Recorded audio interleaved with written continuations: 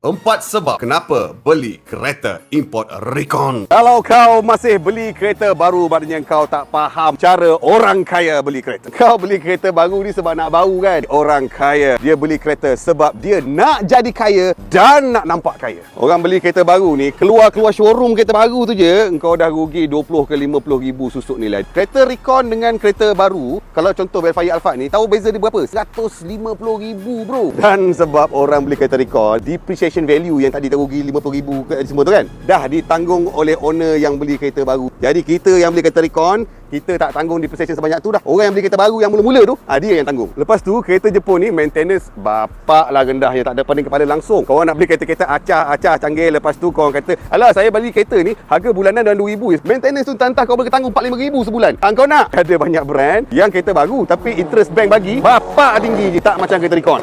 Loan interest sangat rendah. Service no cash.